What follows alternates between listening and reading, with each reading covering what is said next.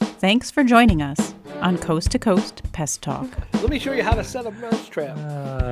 My 1 minute YouTube video. 1 minute, go, talk fast. What's up, guys? What's up, guys? Thanks so much for tuning in to Coast Pest Talk. I'm your host, Gabe Seymour with Pest Patrol, joined here by your other host, Andy Snefsky with Primatech Pest Management in Syracuse, New York, which is, can it technically be considered Canada?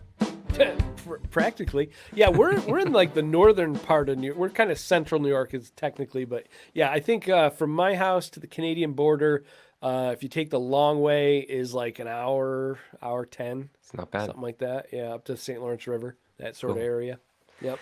Yeah, today we're going to be discussing candidating, interviewing, et cetera, which Andy knows way more about than me, so you should listen to what he has to say. Only a tiny bit more, not much. Don't oversell it, man. You gotta under promise here. We gotta set the bar low. Neither of us are very good. Why are you even listening to this podcast? There we go. I like that. That's the kind of expectations we need to be setting. Oh my God. So you were just telling me you're going to be interviewing a lot. What in the world's going on in the world of Pest Patrol now? Yeah, so we just had our kind of lead technician. He was actually my very first hire, and he got offered a full-time gig. He's always wanted to do like sort of ministry stuff. He wants to become a pastor, and so he got offered a full-time gig at a church doing kind of like admin stuff. So it's a pretty good situation. He's given kind of like a, hey, I could stay on for 2 weeks, a month, 2 months kind of thing, whatever you need. And he wants to stay around and kind of train his replacement, which will be great. But yeah, I'm back into the interviewing process. Wow. Now, were you looking to add somebody this like off season, this winter, or is this going to be a replacement? This will be a replacement. I was considering adding a salesperson. It's still on my radar, but the one person that I was really excited about ended up going with a different option. So that's kind of tabled for now until I find another good killer for that. Yeah, sure. Yeah, because now you're like in a replacement mode. Yeah. So now you don't like getting a salesperson doesn't seem to make a lot of sense right now. That would not be the best. Yes. Correct. We got an out of control wildfire. Why don't we throw some gas on it? That's a good plan. What's your sort of where do you start in the candidating process? Do you get like, where are you going for your leads? Is that what you call them, leads? Yeah, I guess so. Candidate leads. Yeah, so for us, we're we have been using like some of the online posting type things, not Craigslist. We tried Craigslist a while back, and it was not great. It was kind of not. Let's say not the quality of candidate that we were really looking for. So we've had success with some of the online posting type job posting boards and that sort of thing. But what we found is we had to sort of work them more than we thought. Like when we first did it, we thought, well, we'll just make this great job description, just throw it up there, and just like all this panacea of awesome candidates are going to just like come march into our door and we'll just pick the best one. It turned out we had to sort of like go and seek them out and kind of invite people to apply, go sift through resumes and reach out to people and make sort of a pitch to them to sort of bring them in. And then of course, networking through your people. Your people are like one of the best resources for finding more people. So that's really the avenues we'll get candidates coming in for interviews. How about you? What do you usually use? Yeah, we've used like so far I've used Indeed, and then I'll post like on all of our socials. I'll post it out on Facebook. I'll post it out on LinkedIn, and just say, hey, we're hiring. I hired, so my part-time guy right now, I hired from LinkedIn. And then my full-time tech 2 techs ago, I hired off of Indeed. And then the tech that replaced him that I have now, I hired from a referral. So Okay. a little bit of each. But the thing that's hard for me with like the job boards like Indeed is I was getting inundated with candidates and I felt like they weren't my target Hmm. candidate. But we talked a little bit about this last week, and you had expressed that you end up having to sort through a lot of people to find the right type of person. Yeah, we have been having to filter through a lot to find that like diamond in the rough. And we've kind of come up with sort of a process to make it more efficient, so that we're not having to pull a ton of people into interviews and have me sit down with lots and lots and lots and lots of people, wasting their time, wasting our time. Right. On the front end, what we end up with is we do a phone screening, sort of a phone screening interview right off the bat. Like first thing, we can determine pretty quickly the really, you can separate the really off the reservation ones from possible Yep. candidates real Yep. quick. So that falls onto Holly in our office. So as soon as we get somebody that responds to the ad, or we send out an invitation to apply and they do, we call them right up, like immediately. And in that, we're asking kind of basic questions that are sort of, do you have a driver's license? Can you work here in the United States and, eligible to work? Would you be okay with a pre-employment drug screening and criminal background check? A lot of these things are just like deal breaker things that can get certain people will be like, oh, I don't have a driver's license. Okay, cool. Well, thanks.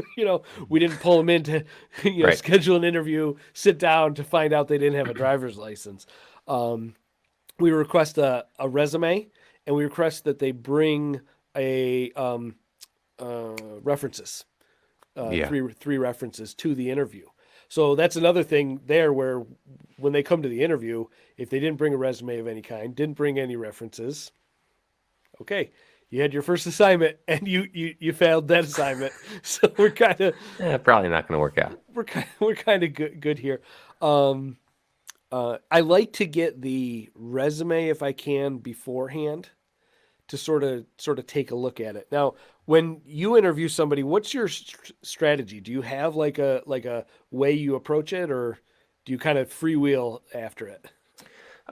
No, I've traditionally just freewheeled it. And I'd definitely like to have more structure to it. You know, this is probably part of my weakness of my personality and my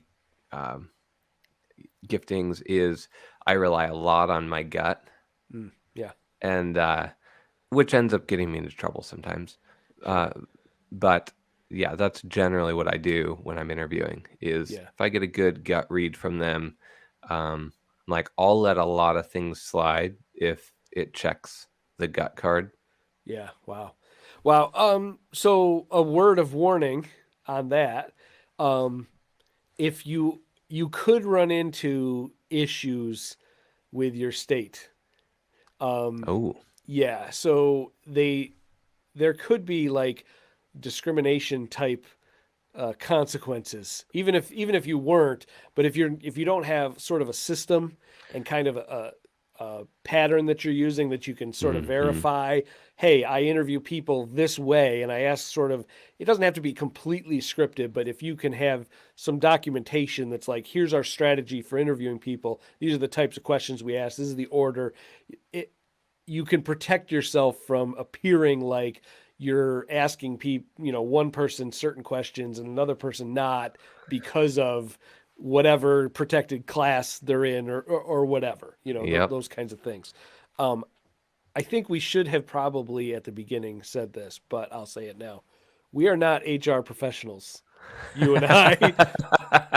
And we are not like I lawyers. am an HR professional. Yeah, sure you are. So, like, don't take this as 100% legal advice. Right. Like, like or talk 90% legal no, advice. yeah, not even past halfway. Consult with people, especially in your state, to make sure that what you're doing is above board and you're not asking some of the, the no-no questions, Right. Yeah. that kind of thing. Yeah. Now, actually, interestingly on that, I did have someone, I don't know if it was from I think it was a guy, I think he was from India, and he sent a resume in. And I said my normal, if you can make it to an interview, I'll interview you, buddy, man, for sure. But what was interesting was the resume that he sent me. And I don't know if this is customary in other countries like India, but the top portion had his name and picture, which is cool, had his address, but then it had bullet pointed all the things that's illegal to ask in the United States. So he had his age, his marital status, his ethnicity. He had his religion put down there. He all the things, how many kids he had, everything that I was I saw it, I'm I can't know any of these things. Wow. So I'm not Put it in the sure. shredder. Yeah, just no, man, I don't want to know any of this stuff. So I don't know if it's customary, in India, to ask that sort of information, or just volunteer to provide that I'm this religion and I'm married and I'm whatever.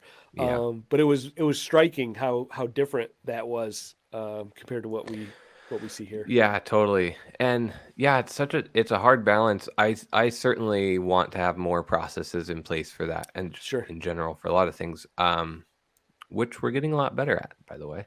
But I'm I still end up, I would say, I'm pretty fair in how I interview. Sure. I'm I don't care if it's a guy or a girl, or if he's black or white, or whatever. But I definitely have gone into the are you married? Do you have kids? Because I just care about people. I want to know about them. Know is this going to be a good fit for their family, for the I know that that's technically goes beyond some boundaries. It does. But I'm I feel there's a part of me that I know I'm not being hateful towards people, Sure. I'm not going to be oh, he has 2 kids instead of 4 kids, or he has 5 kids, so I'm not going to hire him, or he's not married. So that's, I don't care that much. So yeah, it's a tough, I know it's technically against the law. I just think it's kind of a dumb law. Okay. I don't know if that will stand up in court if it ever came to that. So right. Yeah. I would definitely not do that.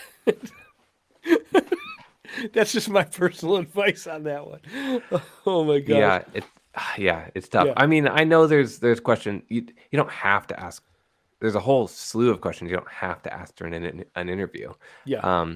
But it's the heart of those laws is to protect against you unjustly discriminating against somebody else. Sure. Yeah, finding out somebody's planning on having a kid, so they're going to go out on maternity leave, and you're oh, I'm not going to hire them because I'm going to have to pay for maternity leave 2 months from now, or something like that. Yeah, and that's not who I am. That's not my heart. It's not how I treat my team. So yeah, it's just tough. I'm yeah.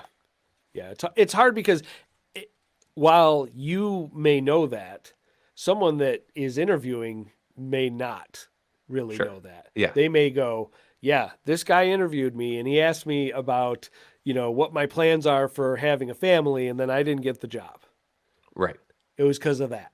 And maybe they were the biggest jerk ever, and that's why they didn't get it. But if that conversation is included in there, it gives that, could give that appearance, which is that's what you want to try to avoid. But my question is, while I'm all for avoiding a lawsuit, particularly an unnecessary, stupid lawsuit. Sure. If that's not, if that's not the case, the reason why I didn't hire that person has nothing to do with their family, has nothing to do with their marriage. It's because they had no experience or because whatever, or they live too far away, whatever it is. Is that like, obviously, sometimes it's just a cost benefit analysis. Mm-hmm. Yeah, don't do this because you might get sued and they might shut your business down. Okay, fair. And that's definitely a reasonable thing to consider. But if somebody's gonna feel like I discriminated against them when I actually didn't discriminate against them, what do you do? Yeah. So I think what you're trying to get at with those questions is not, do you have kids? Do you not? Are you married? Are you not? Are you this religion? Are you religious? Are you not? Whatever right. the types of things. I think you're using those as a proxy for understanding someone's character and the place they are in their life. Yeah, right. Yep. Okay. So what I would say is you need a strategy to get to that same information, but you can't go through that route. You've got to do an end around on it. And that's what we've kind of worked towards in our interview style, is how do we get to that core of, because you really want to know, is this a good person? Are they going to fit in with our people? What are they about? As opposed to like, we ask very few questions that are like anything to do with the job, like directly. Like we're not asking, okay, you have carpenter right. ants, and what are you going to do for, right. that service or whatever. And in fact, my interviewing style, I think we've gotten fairly good at this, is I guess unusual. And most people, when they're done, they're like, did we have an interview? Did you like when we're finished, they're not even aware that we went through the whole process. So I want to like sort of just walk you through what we do. Yeah, let's do that. And I sent you some information, kind of a checklist that we follow, so that it's not, it feels pretty unrehearsed and freewheeling to the candidate, but it's kind of not. We have sort of a process. So the first thing I like to do is sort of introduce people to the company, like right off the bat, because like I said a bit ago, people are coming to this maybe not even knowing what pest control is. Like they have no concept of what we do, at all. And it's too much to try to explain, like, here's the day in the life of a technician, and here's this, and and honestly, at that phase, they don't really care that much. Like, so typically what I'll start out with is about our company vision and why we're building this company, why we're hiring people, where we're going, what we're doing, and how we're gonna try and get there. Right. So this is a lot of the sort of inspirational stuff. I will tell people that like we're building this company so that this company can provide jobs for more people. So because we want to give people a career, and here's how we're going to do that. That kind of thing, to sort of entice them to go, okay, this sounds like something I could be interested in. This isn't going to be just squashing ants. Like, okay, I'll play your reindeer game a little. That kind of thing. Totally. Yeah. I like to get their resume beforehand, because I think that the resumes, I flip them upside down. So that when you look at a typical resume, what do you start with? You'll have the, objective, some little thing. And the most recent. And the most recent job is right there. Yep. To me, that is the last one I want to talk about. I want to talk about everything that's at the bottom of the resume first. So if you think about it in your head, flip that completely upside down. What's at the very bottom of the resume is usually, I graduated from such and such a high school in 1999 or, right. 2010 or whatever it is. Then I went to college for a little bit. Then I had my first job, and then blah, blah, blah. The foundational elements of that person are in that bottom of the resume. Yeah. The things that really drive them throughout their whole life, and a lot of people aren't really even aware of it, happened way earlier on. And so that's where I like to start. And this is where people get a little like, okay, this isn't a normal interview, because I'll dwell a little bit in middle school and high school. And I want to know about that sort of stuff. And one of my favorite questions to ask people, and this is usually a jumping off point that gives me so much insight into that person, is the first thing I'll ask them is, what did you want to be when you grew up? When you were in ninth grade, you just got into high school. What did you think you wanted to do? And that's huge because that answer is going to tell you a ton about how that person sees themselves, how they see, where they wanted to be into the future. And I can't tell you how many people we get to the midpoint of the interview and I'll make suggestions for their career path that may not involve, and oftentimes doesn't involve us. I'll say, based on what you're telling me, it's almost like a career counseling session, honestly, because I'll be like, okay, based on what you're telling me, I think you should look at this going in this direction. You wanted to be this thing when you were in elementary school or whatever. Right. And then you got away from it. It seems like, because then we'll ask about college. What did you go to college for? Why were you going to that college? What did you want to do when you're at that point? And then what was your first job? And in this process, people start to see where their North Star that they had as a kid when they were more pure got shifted, 20 degrees east. And now they're kind of shot off in another direction. They took this other job because it was available. Then they took this other job because they had experience doing this thing. And before they know it, they're 30 years old and they're like, oh my gosh, what am I really doing? And I think that's the foundation of the quote unquote midlife crisis. Yeah. You made decisions intuitively and just ran your life off a cliff that somebody told you to go in that direction. And then you need like a big reset. Right. But for us, this is where we get to the core of that person, though. You start in those early days. I'll ask them about coaches. I'll ask them about influential people. Who is the most influential person to you? Who's the most influential adult while you were in high school? And that can be huge. A lot of times you'll hear, oh, it was a grandmother. I had, my parents were terrible. They broke up and this and that. And my grandmother took me in and I learned these things. And they'll talk like passionately about what they're about and who they are. This also sets up a timeline arc throughout the course of the interview. So when you start at high school and then you move to college and then you move to their first job, you move to their second job.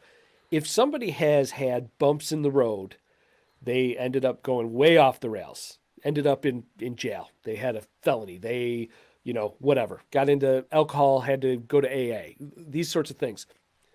This gives you the opportunity to sort of ferret some of those things out in a way where they have the opportunity to say, here's how I changed. This was my come to Jesus moment. This was, this is how I've learned from that. And here's where I am now.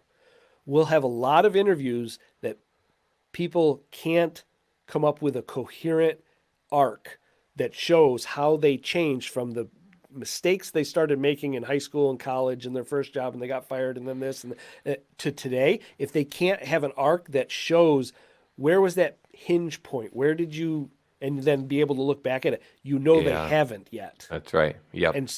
And I feel terrible for those individuals because they're still in a journey there that they have a lot of work to do. Yeah. And for us, we can't help them through that. We need to have them on the other side of that sort of healing process from whatever they've gone through, in their life. That's a really great idea starting. I had never even thought about sort of digging into that early. Obviously you may ask a generic, tell me about life growing up or what, but actually going into that, digging in, that's really great. That's helpful. Yeah, and it sets up the whole thing. Now, when we get to this point where we'll go through, the early education, maybe if they're secondary, dropped out of college. Why'd you drop out of college? What'd you do? What was going on? Job, whatever, in order. Each one, what did you learn? Why did you want to leave that one? What were you hoping the next job would be? What were you looking for in the next job? And all these answers will give you like what motivates this person. Because if you hear over and over again, well, the boss was a jerk and they didn't pay me enough. Okay, and then you went to the next job. We talk about that. And why'd you leave that one? What were you hoping? Oh, I was hoping for more money, and that boss was a jerk too. You're like, okay, what are the chances I'm going to be a jerk and not pay you enough? 100% Yep. chance. There's a common denominator here. There's something there. Yep, for sure. So once we get through sort of the jobs, there's sort of a natural stopping point there that I'll decide on the spot whether we're going to advance or not. Right. If that's a candidate that, most of the time I'll be pretty convinced at that point, one way or the other. And we can say, thank you very much. We're, interviewing other candidates. We'll let you know if you're going to get the job, blah, blah, blah. And then we move along to the next one. It saves us going through sort of the second half of our interview. On the second half is where we start to get into, okay, this person might be a candidate. I might be interested in having them come along. And then we start sort of drilling into some of those competencies. Right. This is where we don't ask this one, but this is where if you wanted to, you'd put what are your strengths? Name 3 weaknesses? Those right. terribly cliched sort of questions. I think you should never phrase them that way, but this is where you'd kind of get into that. Some of the ones that I like that are a little more off the wall is talking about someone's learning style. Like if they know, what kind of learner are they? Do they read? Do they have to see stuff? Do they have to physically do things? Does it depend on what they're doing? And that can open up the door to a lot of conversation about how they learn. And some of these are not only to determine if they're still a good candidate, but also they'll inform us as we move forward in, okay, how is that person going to need to be taught by us? How are we going to need to manage this person? Right. What are the things that really annoy them? What are the things that energize them? What things drag them down? How do they handle stress? Are you somebody that clams up, or are you somebody that blows up? Those kinds of questions. Will you guys do in that section or anywhere in the process? Do you do any sort of like personality exams, that type of thing? That because some of that kind of verbiage reminds me of some of those. Well, yeah, we haven't. I've looked at them like a DISC assessment or a Harris something, or there's a whole bunch of those out there. We haven't to date. I don't know that they're probably useful. I think if you have a candidate that you're really interested in, that's a high risk position, you're going to take them right into management or something like that. Right. It's probably where you'd probably want to have a second interview, do a personality exam in between, that kind of thing. I think we get to the root pretty well of who people are through this process. The other thing we do that I forgot to mention at the beginning is this is always a tandem interview. This is always two people. Right. We also, and check your local laws, check your local listings. We also we record every interview. Right. So in New York State, only one party has to be aware that you're recording. So I don't even tell them. I just hit my phone, hit a voice memo, flip the phone upside down, set it on the desk, because I'm not going to look at it or anything like that. Because you'd be shocked with 2 people interviewing in tandem.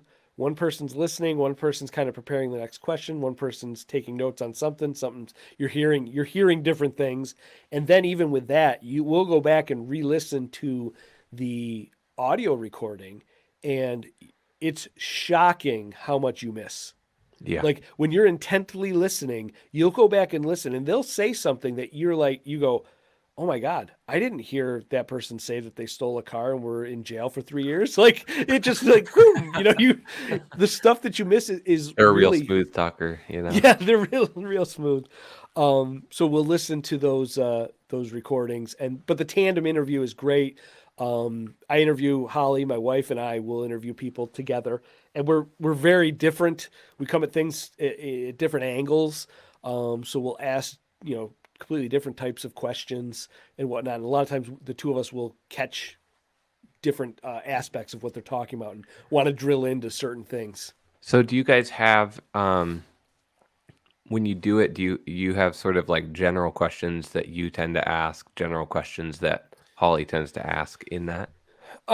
We do. We have sort of a checklist worked out, and it has a bunch of questions on there as samples, and we'll refer to that as we're going along. Some of them we always ask, and we'll check it off. And if one of us hasn't, the other one might. Some of them we will have those questions already answered in a different way earlier. So sometimes we'll go through and we'll check off the question and be like, okay, they already kind of mentioned this in a previous, bit of line of questioning. Right. But we don't script it so that the two of us have like, you ask this, I ask this, you ask this. Right. It comes off very much like a just normal conversation, which is disarming for people. People tend to relax more.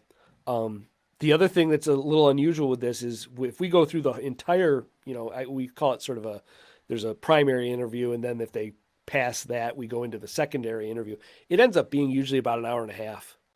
And that's for just an entry-level pesticide apprentice, which I think is probably a little on the high side time-wise. I think a lot of these entry positions, you're looking at half an hour, 45 minutes. Oh, yeah. Yeah. And they're like, can you carry a backpack sprayer? Can you lift 50 pounds? Do you know what a mousetrap is? That's right. That's the most fun. I mean, really, at this point in the interview, though, I have a very good sense of who somebody is and what they're about. I don't have to ask them, other questions about their life. Almost always they've volunteered enough information for me to have a very good understanding of, where they are in their life, where their potential really lies. Are they an A player right now, or are they a B player right now that could be an A player with the right nurturing? Or are they a C player or B player that we're just not going to bring on the team? The other rule that we've gotten more and more strict on is if we don't agree, if Holly's a yes and I'm a no, that's a no. Yep. If either of us are even 50-50, tie goes to don't hire. Yep. We default to you don't hire. That's much less costly, much less painful. That the loss of losing out of having someone's production on our team far outweighs that loss is nothing compared to bringing someone in that is a mishire, that it does damage to the culture, stays around for a year or two, sucks resources, takes tons of management time. You start implementing new processes to try to keep this person, in line that really shouldn't be.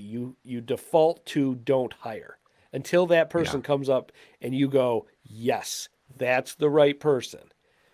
And that's not to say that if you find that right person that they stay forever. Because that's just not going to happen in most cases. You have a time frame with a person. Your path and their path converge.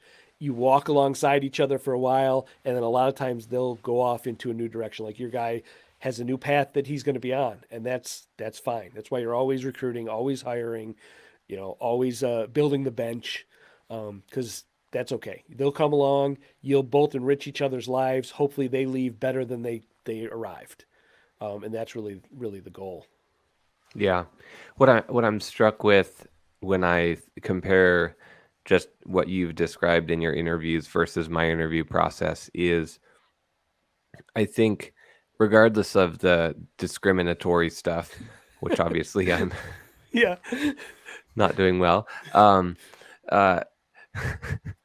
I think you are able to, because of the thoroughness of that interview process, you're able to really get down to a lot of the heart things, which I care a lot about as well. Yeah. Yep. And it's just it seems like a really good tool to like consistently get deep. Yeah. And I could just see, and I just haven't done that many interviews, but I could just see somebody like me, if I'm just winging it, playing it by, gut feel, getting either missing over people who may have a lot of potential, but you just have to drill down a bit, or getting taken by somebody who's just a good talker that you would have caught if you had drilled down. Yeah. And had a more thorough interview process. Yes. No, you're 100%. And part of the reason why this is really important to do this way is that putting it in a timeline, they have to, you can't be a good enough liar to Right. be able to construct a story. You didn't come into this thinking, I'm going to have to tell my entire life story starting at middle school, ending it today without a hiccup in there. Like Right. without, like you're going to have, and we've had this where people will have gaps they don't want to talk about. You'll get to a point in the story, well, I did some other things. Oh, okay. Oh, there's something you don't want to Right. tell me about it. You're not over it. You're not past it. There's a problem. You're just, people are just not, you cannot possibly, I mean, you do have to be like a world-class sociopath to be able to pass this sort of interview process. And they could be out there. I don't know. I haven't run into any, but typically people will find that like, it's like a can opener. We open that life up and figure out what's going on and what's your arc and where are you at. Yeah, because you really have to. You have to have a systematic way to do something that's not very systematic. And like to understand somebody's sort of core is such this nebulous, touchy-feely sort of thing. And I say this is like a vice. We put somebody in this vice and like just crush it and be like, we're finding everything out. We're gonna squeeze the juice out of this. And I think that arc is such a helpful picture of that. Like, are they, you need them to, if they've had issues or they've had drama or whatever, you need them to be at a certain place in the arc for them to be a good fit. Otherwise, they're just kind of bringing that into the situation and drilling down, figuring out, oh, like you're still at the peak of your arc right now. You got to get to resolution first. Yeah, that's really good. And we've had people, it doesn't mean that they're disqualified if they've had stupid stuff in their past. We've all done dumb things. We've had people that had troubles with the law, troubles with drugs and alcohol, whatever. But if you can have that whole narrative that makes sense, that you're like, yeah, okay, this person has dealt with it and they're past it and they can talk about, and some of the things that really tip you off. If you go, what would you have done differently in that situation now? Yeah. And if they can, because we have people that say, well, I wouldn't have done anything differently. I wasn't wrong. I would have, I did everything right. You're like, thanks a lot. Okay. Good to know. Great. But you'll have people that'll go, yeah, it was a horrible mistake. I screwed this up and I did this. I would have done this differently. I would have done that differently. They can understand where they screwed up and how they're different now. That's a huge tell. And some of our best people we've had that have, I mean, honestly, we have people that come into our industry with checkered pasts. Yeah, totally. I mean, almost everybody that comes into pest control, entry-level pest control, is not somebody that was like, hey, I was, first in my class and I went to Harvard. Like, that's not the person we're usually interviewing. Yeah. But it doesn't mean that they're not great people out there. There's tons of them. We just have to be able to find them, separate them out. Who are the ones that have the character, and we would ride with, and who do we need to protect our team from? So the last portion, though, for the interview process is just analysis. So at the very last thing, we'll have sort of our core values written down, some of the competencies that we're looking for in that position. And then Holly and I, my tandem interview partner, will rate that candidate 1 to 10 and then compare notes at that point. We want to have a certain score, we want to get them into like, the 90 percentile, 90%, good to go. And then it gives us a framework to discuss. Okay, were they... did we notice a lack of empathy in this person? And one of us might notice it, one of us might not. Or did we notice whatever? They weren't very detailed, whatever the case, whatever the thing was. And a lot of times we'll talk about, okay, their answers, but they said this, and then we felt that way, and yada, yada. It gives you a check to have someone else, and then a sort of quantify, to be able to quantify those characteristics. Because otherwise it is just a gut feel thing, and one person's gut alone can get a little off track. So yeah, totally. And then at that point, if we're good to go, we'll make them an offer, and hopefully it turns out good. So generally, you're not usually doing a second interview. Usually not. For an entry level position, for technicians, pesticide apprentice, we're wanting to do that in one interview. We've offered from time to time ride-alongs if somebody was sort of on the fence about what it is we do. Most of the time, through conversation, we can kind of get through like their any concerns or misgivings or misunderstandings, because we'll have them ask us, okay, well, what do you know about pest control? What questions do you have? And they'll ask the same, 4 or 5 questions. It'll be like, is this gross? Am I going to bring roaches home? Am I spraying stuff all the Yes. time? And don't you guys just like, have to wear respirators all day long? Or like, nope, it's nothing like that. And we'll kind of give them the rundown of what it's actually like. And usually that's good to go. The other thing was too, the absolute last thing we'll cover, if somebody were feeling like they might work out, we will give them sort of a rundown of starting pay, what's the job like, those kinds of things, benefits, because at that point now we're in, okay, I'm pretty sure I'm in pitch mode of like, Yes. okay, here's what we can do here. So you'll do that in the first interview kind of thing. I'll do that in the first interview. Yep. Now, if it was potentially maybe a sales position, executive level type, management type position, we'd probably be looking at 2 interviews. Right. In those ones. We just hired a new salesperson. She's awesome, and we did two rounds of interviews. Cool. Because the second interview is not. It's like kind of totally different. It's sort of hashing out what would this job look like? What would it be like working here? It's a lot more questions of us than it is us questioning them. Right. So it gives them an opportunity to sit back with, like, after that first interview, we're like, okay, it's sort of like you're on a blind date. And then you kind of put out like, okay, I'm interested. Do you want a second date? And they're like, yeah, sure. And then they come back and they're grilling you, sort of thing. Yep. Yeah. Like if you didn't think they would be a decent fit, they're not getting past the first interview anyways. So Not a chance. they're basically a yes in your book. And Yep. then it's kind of, all right, let's make sure you're on board. They come in. Yeah, Yep. that totally makes sense. And there might be a few from our notes. There might be a few things that we wanted to, oh shoot, I didn't drill down far enough on something. Because those follow-up questions are really where the meat's at. Like always asking why'd you do that? What did that mean? And why was that important? And just keep annoyingly Right. drilling down on those things. If there's somewhere where we forgot in that second interview, we'll fill those in.